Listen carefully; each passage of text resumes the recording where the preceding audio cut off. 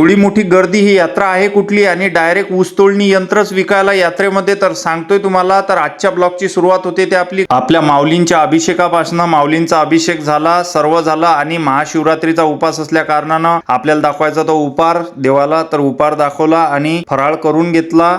फराळ वगैरे झाला. मग जायचं होतं केळीच्या प्लॉटवर, प्लॉट बघायला. केळीचा प्लॉट बघितला, माल कधी निघते काय निघते, तर माल व्यवस्थित सुपर आला आणि तिथूनच आलो. प्लॉट वगैरे बघितला केळीचा आणि म्हटलं चला शरबत घ्यावं. शरबत घेतलं आणि मग एकादशी होती तर म्हटलं चला फराळ नेऊ, कारण की ती काही असलं तर कमीच आहे एकादशीच्या दिवशी. तर मग बनाना चिप्स घेतले आणि घरी आलो. घरी आल्यावर बघितलं तर 2:30 वाजून गेले होते. घरी आलो, फ्रेश वगैरे झालो आणि फराळ करून घ्यावं म्हटलं, तर फराळ केला. पुन्हा एकदा उपवार दाखवला आणि फराळ करून घेतला आणि ते झालं.